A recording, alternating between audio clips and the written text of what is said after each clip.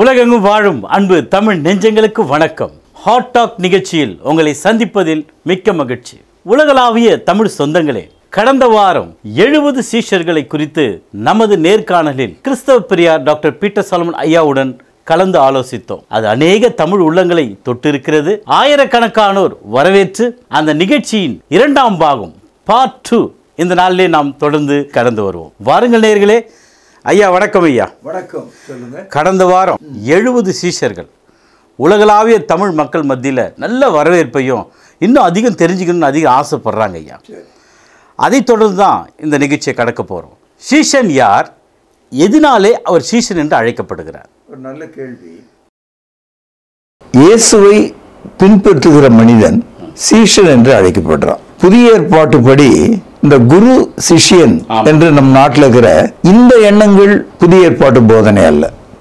தேவனுடைய குமாரனா இருக்கிற இயேசுவை பூமியில் உள்ள மனிதர்கள் சீஷராக பின்பற்றுகிறார்கள். அதனால இந்த புதிய ஏற்பாடு போதிக்கிற சீஷத்துவம், இந்த டிசைபிள்ஷிப் ரொம்ப வேறு. உதாரணமாக உலகத்துல மாஸ்டர் ஸ்லேவ், அதாவது எஜமானன் அடிமை, இப்படி மதத்துல தத்துவங்கள் இருக்கிறது. ஆனா இங்க எப்படின்னா இயேசு கிறிஸ்துவை போலவே ஒரு கட்டத்தில் மாறக்கூடிய மனிதனை பற்றிய சீஷத்துவம். அதாவது இயேசுவை பின்பற்றுகிற மனிதன் ஒரு காலகட்டத்துல அவன் இயேசுவை போலவே மாறிவிடுகிறான். இததான் லூக்கா 6ஆம் அதிகாரம் 40வது வசனத்துல படிக்கிறோம். சீஷன் தன் குருவுக்கு மேற்பட்டவன் அல்ல. கவனியுங்கள், தேறின எவனும் தன் குருவை போல் இருப்பான். அதாவது he that perfected he shall be like his master. அப்போ கிறிஸ்தவம் போதிக்கிற சீஷத்துவம் என்பது அந்த சீஷர்கள் ஒரு மனிதர்களாக கடைசி வரைக்கும் இருக்க போவதில்லை. அவர்களும் தேவனுடைய குமாரனை போல அவருடைய ரூபத்துல அவருடைய தன்மையில மாறக்கூடியவர்களாக இருக்கிறார்கள். ரோமருக்கு எழுதிய நிருபம் 8வது அதிகாரம் 29வது வசனம். தம்முடைய குமாரன் அநேக சகோதரர்களுக்குள்ளே முதற் பேரானவராய் இருக்கும் பொருட்டு தேவன் எவர்களை முன்னறிந்தாரோ, கவனியுங்கள், அவர்களை தம்முடைய குமாரனுடைய சாயலுக்கு ஒப்பாயிருப்பதற்கு முன்குறித்திருக்கிறார். அப்போ கிறிஸ்தவம் போதிக்கிற சீஷத்துவம் நாம் ஒரு காலகட்டத்துல, எதிர்காலத்துல, இன்னைக்கு நாம சீஷரா இருந்தாலும் நாளைக்கு நாம் இயேசுவை போலவே அவர் இருக்கிற வண்ணமாக அவருடைய தன்மையில அவருடைய ஆத்மாவை போல நாமும் மாறிவிடுவோம். இதை இன்னும் கொஞ்சம் வலுவா நம்ம கவனிக்கணும்னா 1 யோவான் 3வது அதிகாரம் 2வது வசனம். பிரியமானவர்களே, இப்பொழுது தேவனுடைய பிள்ளைகளா இருக்கிறோம், இனி எவ்விதமா இருப்போம் என்று வெளிப்படவில்லை. ஆகிலும் அவர் வெளிப்படும் போது அவர் இருக்கிற வண்ணமாகவே நாம் அவரை தரிசிப்பதனால் அவருக்கு ஒப்பாயிருப்போம் என்று அறிந்திருக்கிறோம். அப்போ 2 வசனங்களை நம்ம கவனிக்கிறோம். ரோமர் 8ஆம் அதிகாரம் 21ஆம் வசனத்துல இயேசு கிறிஸ்துவினுடைய சாயலுக்கு ஒப்பாக தேவன் நம்மை முன்குறித்திருக்கார். இங்கே யோவான் அப்போஸ்தலர் சொல்கிறார், இயேசு கிறிஸ்துவினுடைய வருகையில நாம் எப்படி இருப்போம், யாரை போல் இருப்போம், அவர் எப்படி இருக்கிறாரோ அவ்வண்ணமாக நாமும் இருப்போம். அப்போ நியூ டெஸ்டமென்ட் டிசைபிள்ஷிப் என்பது, புதிய ஏற்பாட்டு சீஷத்துவம் என்பது எஜமான் அடிமை என்ற போதனை அல்ல. இந்த உலகத்தில் இருக்கிற 1000 குருவுக்கு லட்சம் சீஷர்களை போன்ற ஒரு விஷயம் அல்ல. ஒரே ஒரு குரு தான், ஒரே ஒரு லார்ட், ஆண்டவராகிய இயேசு. அவரை பின்பற்றுகிற ஒவ்வொரு மனிதனும் அவர் இருக்கிற வண்ணமாக அவருடைய சாயலுக்கு ஒப்பாக அவருடைய மனதின்படி அவருடைய குணத்தின்படி நாம் மாற்றப்படுவோம். அதனால்தான் இயேசுநாதர் சொன்னாரு, சீஷன் தன் குருவுக்கு மேற்பட்டவன் அல்ல. நல்ல கவனிங்க, தேறின எவனும் வளர்ச்சி அடைந்த எவனும் பூரணப்பட்ட எவனும் தன் குருவை போல் இருப்பான். A disciple is not above his master, but everyone who is perfected he shall be like his master. இதுதான் நியூ டெஸ்டமென்ட் கிறிஸ்டியானிட்டி. கிறிஸ்தவத்தினுடைய தாக்கம் இதான். ஐயா, சீஷனா இருப்பதற்கு என்னதான் தகுதி? முதலாவது, ஒரு சீஷனா இருக்கணும்னா ஒரு ஜீவனுள்ள தேவனை தெரிந்து கொண்ட பிறகுதான் நீ சீஷனாக மாற முடியும். Unless you know a living God in your life, you cannot become a disciple. ஜீவனுள்ள தேவனை தெரிந்து கொண்ட போது நம்முடைய எதிரி யாருன்னு நமக்கு தெரியும். மனிதனுடைய எதிரி பிசாசு, the devil. ஆகவே தான் யாக்கோபு 4ஆம் அதிகாரம் 7வது வசனத்தில் இப்படி படிக்கிறோம். ஆகையால் தேவனுக்கு கீழ்ப்படிந்திருங்கள், பிசாசுக்கு எதிர்த்து நில்லுங்கள், அப்பொழுது அவன் உங்களை விட்டு ஓடி போவான். அப்போ ஒரு சீஷன் பிசாசின் கரத்திலிருந்து பாதுகாக்கப்பட வேண்டுமானால் அவன் முற்றிலுமாக ஜீவனுள்ள தேவனுக்கு கீழ்ப்படிந்தவனாக இருக்க வேண்டும். இந்த இடத்துல கீழ்ப்படிதல் என்பது தரையிலே படுத்துக்கொண்டு உருளுவது அல்ல, மனதால கீழ்ப்படிந்து வாழ்வது, மனதால தேவனுடைய வார்த்தைகளை கை கொள்வது. உதாரணமாக ரோமருக்கு எழுதிய நிருபம் 12வது அதிகாரம் 9வது வசனம், உங்கள் அன்பு மாயமற்றதா இருப்பதாக, தீமையை வெறுத்து நன்மையை பற்றி கொள்ளுங்கள். ஒரு சீஷனுடைய அடையாளம் அன்பினால் நிறைந்தவனா இருக்க வேண்டும். Hate evil, cling to the good, அதாவது தீமையை வெறுத்து நன்மையை பிடித்து கொண்டிருப்பது. இதுதான் ஒரு கிறிஸ்தவ சீஷனுடைய அடிப்படை குணங்களாகவும் வாழ்க்கை நெறிமுறைகளாகவும் இருக்கிறது. உங்கள் அன்பு மாயமற்றதாக, தீமையை வெறுத்து நன்மையை பற்றி கொண்டிருங்கள். இப்படிப்பட்ட ஒரு மனிதன் சீஷனாக இருக்கிறான். இயேசுவினுடைய சாயலில் வளரக்கூடியவனாக இருக்கிறான். தீமைக்கு தீமை செய்கிறவன் சீஷனாக இருக்க முடியாது. பாருங்கள், ரோமர் 12ஆம் அதிகாரம் 17வது வசனம், ஒருவனுக்கும் தீமைக்கு தீமை செய்யாதிருங்கள், எல்லா மனுஷருக்கு முன்பாகவும் யோகியமானவைகளை செய்ய நாடுங்கள்.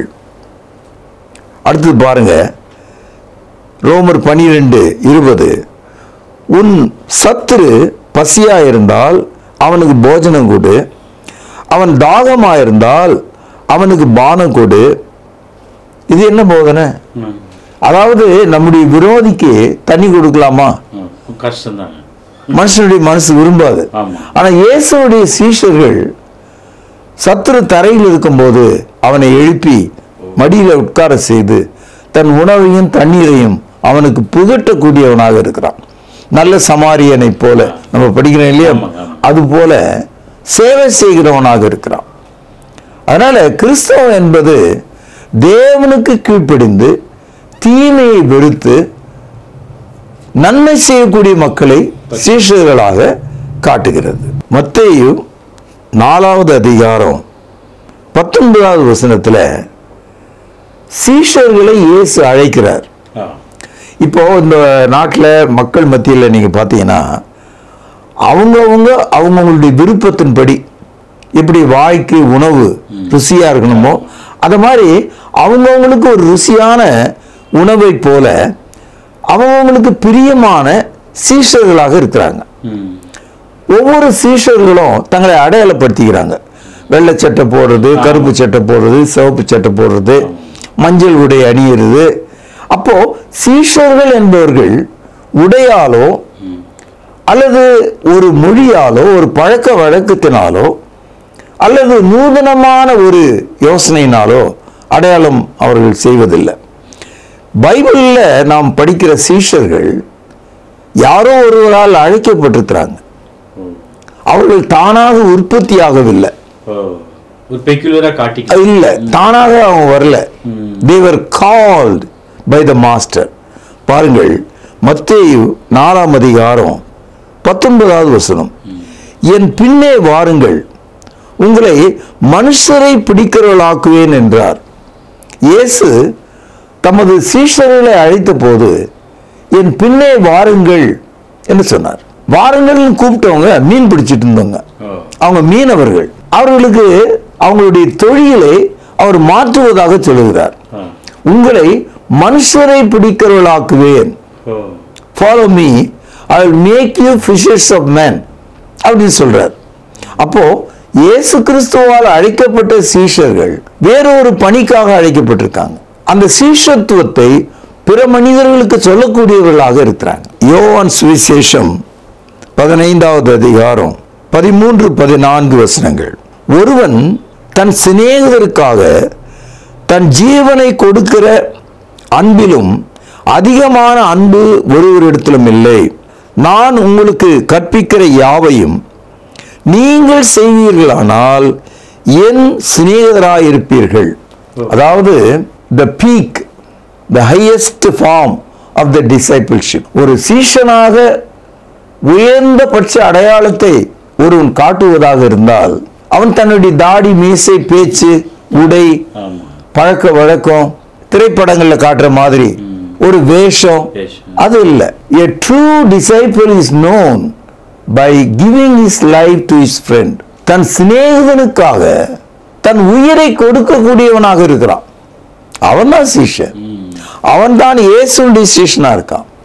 காரணம், இயேசுடைய சீஷர்களுக்கு இயேசு தமது வார்த்தைகளை கொடுத்திருக்கிறார். The disciples of Christ are received the word of God. அவர்கள் தேவனுடைய வார்த்தையை பெற்றிருக்கிறார்கள். அதனால்தான் நான் உங்களுக்கு கற்பிக்கிற யாவையும் நீங்கள் செய்வீர்களானால் எனக்கு சீஷராய் இருப்பீர்கள் என்று சொல்கிறார். அப்போ கிறிஸ்தவம் போதிக்கிற சீஷத்துவம் நீங்கள் நினைக்கிறபடி ஒரு உலகத்துல நான் ஒரு சீஷன், நீ ஒரு குரு அப்படின்னு சொல்லிட்டு ஊரு ஃபுல்லா உலகம் முழுவதும் மக்கள் அலையிறாங்க. அப்படி இல்லை. ஒரே ஒரு குரு தான், ஒரே ஆண்டவராக இருக்கிற இயேசு. அவரை பின்பற்றுகிற மனிதர்கள் தங்கள் ஜீவனையும் பாராமல் இயேசு கிறிஸ்துவினுடைய வார்த்தையின்படி தீமையை வெறுத்து நன்மை செய்து, அழுகிறவர்களோடு அழுது, சத்துரு பசியா இருந்தால் தாகமாக இருந்தால் அவனுக்கு உணவும் தண்ணீரும் தந்து வாழ்கிற மக்கள், இயேசுவுக்காக துன்பப்படுகிற மக்கள், அவங்க தான் புதிய ஏற்பாட்டு கால சீஷர்கள் என்று நம்ம படிக்கிறோம். 2 தீமோத்தேயு 3வது அதிகாரம் 12வது வசனம். அன்றியும் கிறிஸ்து இயேசுவுக்குள் தேவ பக்தியாய் நடக்க மனதாயிருக்கிற யாவரும் துன்பப்படுவார்கள். இது ரொம்ப ஆழமான ஒரு வசனம். இயேசு கிறிஸ்துவனுடைய சீஷனாக இருக்கிற ஒரு மனிதன், தன்னுடைய மனதால சீஷனா இருக்க விரும்புகிற ஒரு மனிதன் இந்த உலகத்துல காரணம் இல்லாமல் துன்பப்படுவானா. அப்போ இதுல இருந்து என்ன தெரியுதுன்னா, the outward sign of a Christian disciple suffering. கிறிஸ்துவுக்காக பாடுபடுகிறான், நன்மை செய்து பாடுபடுகிறான். 2 மலைகளுக்கு இடையில ஆழமான ஒரு பள்ளத்தாக்கு, மேலிருந்து கீழே பார்த்தா ஒரு இருளா இருக்கும். அதுல விழுந்தவர்கள் எழும்பி வர முடியாது. ஆனால் அந்த பள்ளத்தாக்க பார்க்கிற மனிதர்கள் ஒரு வாசனையை முகர்கிறார்கள். கீழே இருந்து மலை முகட்டை நோக்கி ஒரு வாசனை வந்துகிட்டே இருக்கு. அந்த வாசனையை வைத்து ஆடு மேய்க்கிறவர்களும் மற்றவர்களும் அந்த பள்ளத்தாக்குல எந்த விதமான ஒரு பூ இருக்குதுன்னு கண்டுபிடிச்சாங்க. அந்த பூ பேர் தான் லீலி புஷ்பம். நீங்க கேள்விப்பட்டிருப்பீங்க, லில்லி அப்படின்ற அதுதான் அது. அது என்னன்னா, ஆழமான அந்த பகுதியில் அது முளையும் போது, காற்று வீசும்போது பக்கத்தில் உள்ள முள் அதை குத்தும், கிழிக்கும். அப்பொழுது அந்த இதழ்கள் இருந்து வடிகிற அந்த வாசனை திரவம் அப்படியே கீழே இருந்து மேல் நோக்கி மலையின் உச்சியில உற்று பார்க்கிற மக்களுக்கு வாசனை தருது. பள்ளத்தாக்கின் லீலி துன்பப்படுவது போல கிறிஸ்தவர்கள் கிறிஸ்தவ வாசனையை, the smell of Christianity, அதை வெளிப்படுத்தக்கூடியவர்களாக இருக்கிறார். ஒவ்வொரு கிறிஸ்தவரும் பள்ளத்தாக்கின் லீலியை போல் இருக்கிறார்கள். மத்தேயு 10ஆம் அதிகாரம் 38-39 வசனங்கள். தன் சிலுவையை எடுத்துக்கொண்டு என்னை பின்பற்றாதவன் எனக்கு பாத்திரன் அல்ல. தன் ஜீவனை காக்கிறவன் அதை இழந்து போவான். என் நிமித்தம் தன் ஜீவனை இழந்து போகிறவன் அதை காப்பான். இந்த வசனத்துல இயேசு கிறிஸ்துவினுடைய சீஷர்கள் மரணம் என்ற சிலுவையை தங்கள் வாழ்க்கையில் சுமந்து கொண்டிருக்கிறாங்களாம். சிலுவை என்பது மரணத்தை நமக்கு காண்பிக்கிறது. 1 கொரிந்தியர் 1ஆம் அதிகாரம் 18வது வசனத்துல சிலுவையே போதனையாக இருக்குதான். Cross is the teaching, the doctor. சிலுவையை பற்றிய உபதேசம் கெட்டு போகிறவர்களுக்கு பைத்தியமும், ரட்சிக்கப்படுகிற நமக்கு தேவ பலனுமாயிருக்கிறது. சிலுவைக்காக வாழ்கிறவன், இயேசு நிமித்தம் இந்த பூமியிலே துன்பத்தை சகிக்கிறவன் அதை மாற்றிக்கொள்கிறான். தன் பாடுகளையும் தன் சிலுவையும் கிறிஸ்துவண்டை கொடுத்துவிட்டு அவருடைய சமாதானத்தையும் அன்பையும் நித்திய வாழ்வையும் அவன் வாங்கிக் கொள்கிறான். எவ்வளவு தூரம் சிலுவை சுமக்க முடியுமோ அது சுமந்து கொண்டே போகிறான் வாழ்நாள் முழுவதும். முடிவில் துன்பத்தை எல்லாம் ஒப்படைத்து விட்டு அவன் மகிழ்ச்சியும் வாழ்வையும் பெற்றுக்கொள்கிறான்.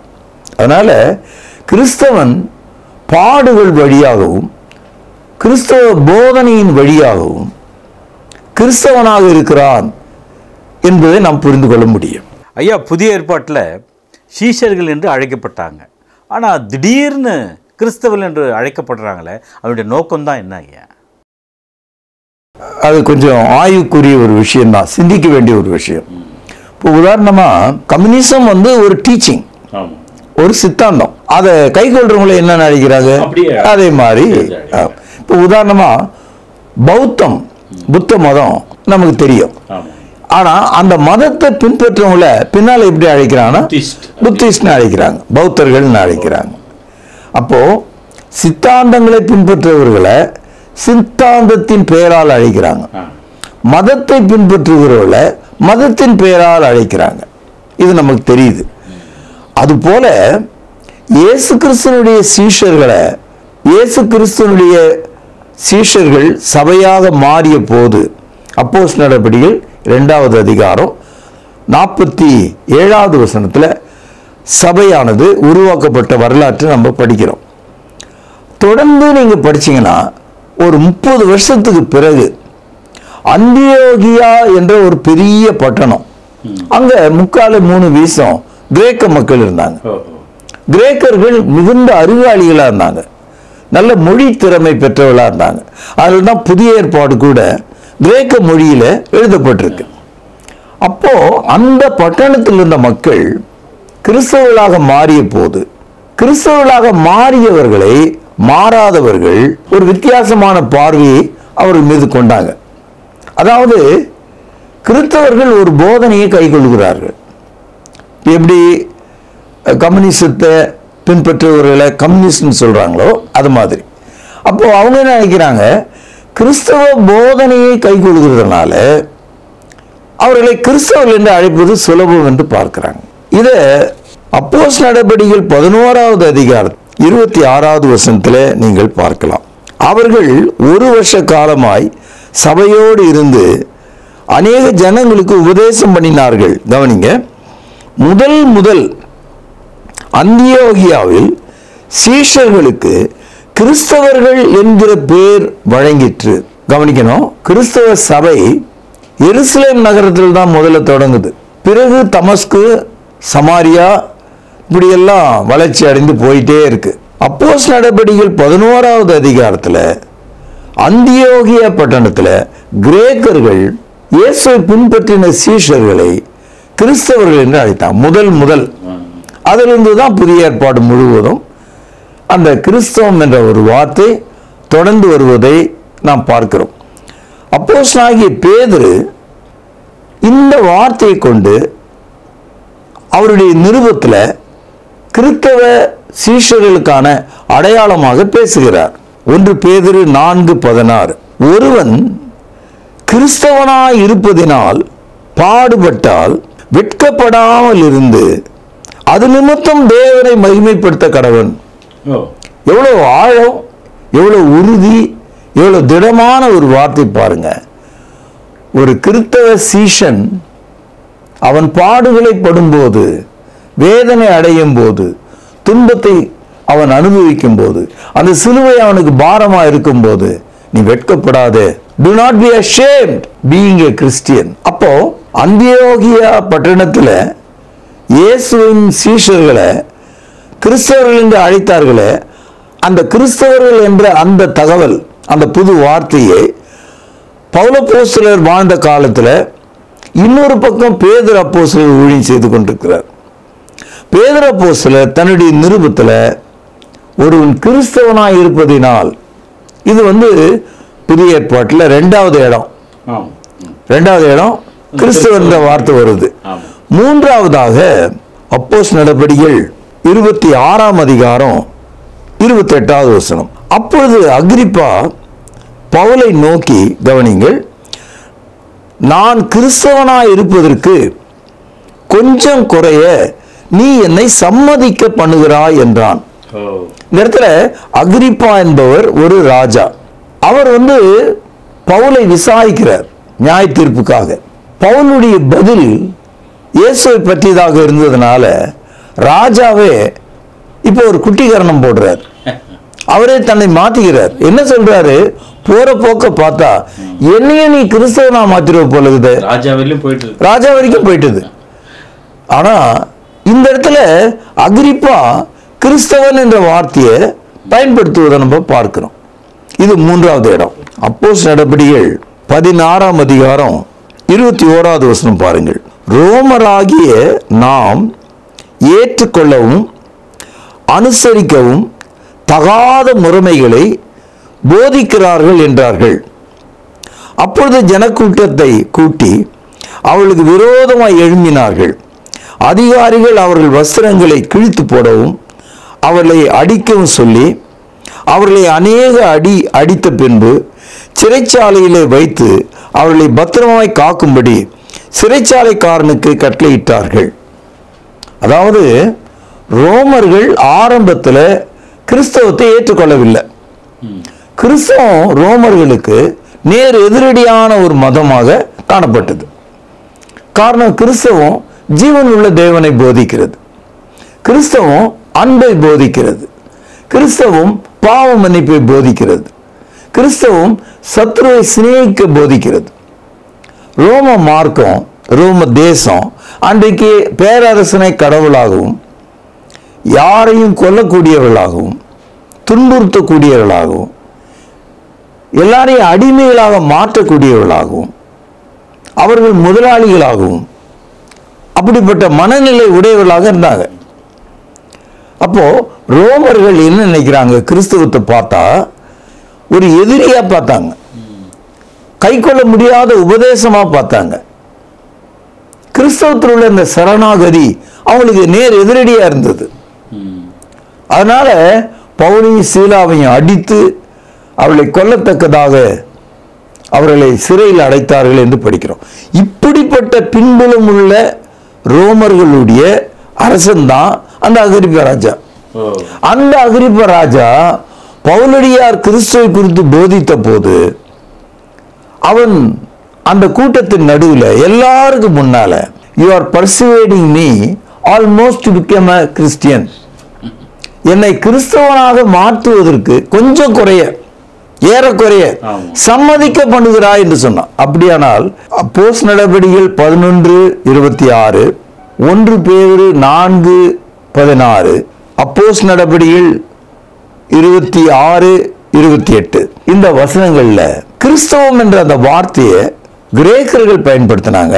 அப்போஸ்தலனாகிய பேதுரு பயன்படுத்துறாரு, ரோம பேரரசனாகிய அகிரிப்பா ராஜா பயன்படுத்துறாரு. 3 இடத்துல தான் அந்த புதிய ஏற்பாட்டில் கிறிஸ்தவர்கள் என்ற வார்த்தை. ஆனா இதை தொடர்ந்து நீங்க படிச்சீங்கன்னா புதிய ஏற்பாடு முழுவதும் கிறிஸ்தவர்கள் என்ற வார்த்தை தொடர்ந்து இருப்பதை நீங்கள் பார்க்கலாம். உதாரணமா 2 கொரிந்தியர் 5:17 பாருங்க, ஒருவன் கிறிஸ்துவுக்குள் இருந்தால் அவன் புதிய சிருஷ்டியா இருக்கிறான், பழையவைகள் எல்லாம் ஒழிந்து போயிற்று, எல்லாம் புதிதாயிற்று. அதனால இன் கிரைஸ்ட், கிறிஸ்துவுக்குள், அந்த வார்த்தைக்குள்ள அவன் கிறிஸ்தவனாக இருக்கிறான் என்ற பொருள் இருக்கிறதை நீங்கள் பார்க்கலாம். ஐயா, அப்படி நீங்க சொல்றதை பார்த்தா கிறிஸ்தவர்கள் இன்றைக்கு பல பெயர்களில் தன்னை அழைச்சிக்கிறாங்களே, இதை எப்படி பார்க்குறீங்க? மிகவும் தவறு. ஏன்னா நம்ம எத்தனை புதிய பெயர்களை கொள்றோமோ மக்கள் நம்மை கிறிஸ்துவை விட்டு வேறு ஒரு ஒன்றாக பார்ப்பாங்க. கிறிஸ்துவை விட்டுட்டு வெளியே போனோம்னா அடையாளம் எல்லாம் போயிடும். இதுக்கு தான் இயேசுநாதர் சொல்றாரு, மத்தேயு 15வது அதிகாரம் 9வது வசனத்துல, மனுஷருடைய கற்பனைகளை உபதேசங்களாக போதித்து, they keep the traditions of men, மனிதர்களுடைய பாரம்பரியங்களையும் போதனைகளையும் தங்களுக்கு என்று பெயராக வைத்துக்கொண்டு பிரிந்திருக்கிறார்கள். அடையாளத்தை எழுந்திருக்கிறது இன்னைக்கு கிறிஸ்தவம். இயேசுநாதர் சொல்றாரு, எல்லா செடியும் எல்லா மரமும் தானாக வருவது போல தெரியும், ஆனா தேவன் நட்ட ஒரு மரமாக நீ இருக்கணும். தேவன் நடாத ஒரு மரமாக, சீஷனாக, கிறிஸ்தவனாக நீ இருந்தினா முதல்ல வளர்ந்துருவ, பெருசா வளர்ந்துருவ. ஆண்டவர் சொல்ற, நியாய தீர்ப்பு நாள்ல வேரோடு பிடுங்கி எரி நரகத்தில் உன்னை போற்றுவேன்ற. பாருங்கள், மத்தேயு 15வது அதிகாரம் 13வது வசனம். அவர் பிரதியுத்தரமாக, என் பரமபிதா நடாத நாற்றெல்லாம் வேரோடு பிடுங்கப்படும். அதனால இன்றைக்கு நம்மை நாம ஏமாற்றிக் கொள்ளலாம், எந்த பேரால் வேணுனாலும் நீங்க அழைச்சிக்கலாம். ஆனா இயேசு கிறிஸ்துவின் நாமமே இல்லாமல் வேறே நாமம் நாம் ரட்சிக்கப்படத்தக்கதாக பூமியிலே கட்டளையிடப்படவில்லை. அப்போஸ்தலர் நடபடிகள் 4வது அதிகாரம் 12வது வசனம். இயேசு கிறிஸ்துவினுடைய போதனையை கைக்கொள்கிறவன் தான் சீஷனா இருக்க முடியும். மத்தேயு 28ஆம் அதிகாரம் 20வது வசனம். இயேசுனுடைய போதனையை கை கொள்கிறதுனால தான் நாம் கிறிஸ்தவர்கள் என்று அழைக்கப்படுகிறோம்.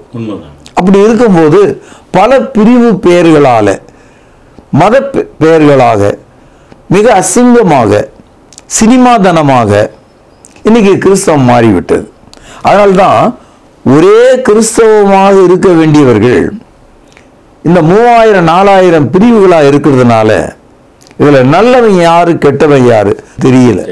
பாருங்க, 1 கொரிந்தியர் 1வது அதிகாரம் 9வது வசனம் பாருங்கள். இயேசு கிறிஸ்துவுடனே ஐக்கியமாய் இருப்பதற்கு உங்களை அழைத்த தேவன் உண்மையுள்ளவர். கிறிஸ்தவ சீஷத்துவத்தினுடைய முதல் அடையாளம் ஒன்னஸ். அவர்கள் ஐக்கியமாக இருக்கணும். ஐக்கியம் பிரிஞ்சு போனா அவங்களுக்கு அடையாளம் இல்லை. அதனால தான் கேட்கிறாரு 1 கொரிந்தியர் 1ஆம் அதிகாரம் 13வது வசனம். கிறிஸ்து பிரிந்திருக்கிறாரா? பவுலா உங்களுக்காக சிலுவையிலே அறையப்பட்டான். பவுலின் நாமத்தினாலேயே ஞானஸ்தானம் பெற்றீர்கள். அப்போ ஞானஸ்தானம் இயேசு நாமத்தில் பெற்ற ஒரு மனிதன் மனித பெயர்களையும் மனித அடையாளங்களையும் பாரம்பரியங்களையும் நாம் கைக்கொள்ள முடியாது. Christ is not divided. Unity and fellowship are the sign of the discipleship. அப்படி இருக்கும்போது கிறிஸ்தவம் என்பது கிறிஸ்துவனுடைய நீதி நிறைந்த போதனையை கைக்கொள்கிறதுனால அடையாளப்படுத்தப்படுகிறது. 2 யோவான் 9வது வசனம். கிறிஸ்துவின் உபதேசத்திலே நிலைத்திராமல் மீறி நடக்கிற எவனும் தேவனை உடையவன் அல்ல. கிறிஸ்துவின் உபதேசத்திலே நிலைத்திருக்கிறவனோ பிதாவையும் குமாரனையும் உடையவன். ஒருவன் உங்களிடத்திலே வந்து இந்த உபதேசத்தை கொண்டு வராதிருந்தால் அவனை உங்கள் வீட்டிலே ஏற்றுக்கொள்ளாமலும் அவனுக்கு வாழ்த்துதல் சொல்லாமலும் இருங்கள்.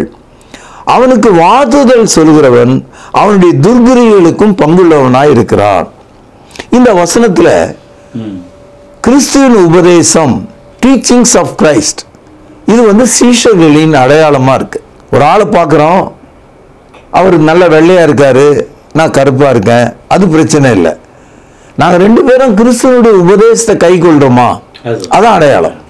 அப்போ கிறிஸ்துவனுடைய உபதேசத்தை உடைய ஆளு பிதாவையும் குமாரனையும் உடையவனா இருக்கிறான்.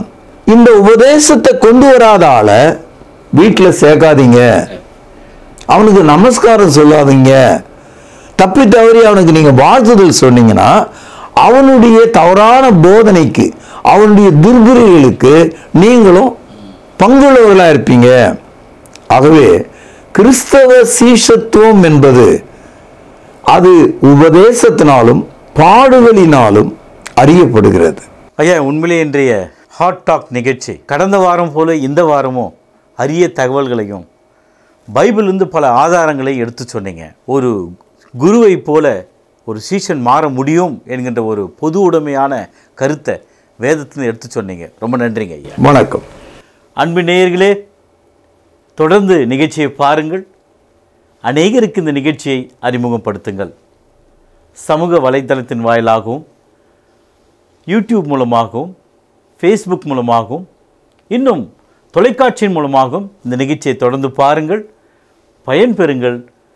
இறைவன் நம் அனைவரையும் ஆசீர்வதிப்பாராக.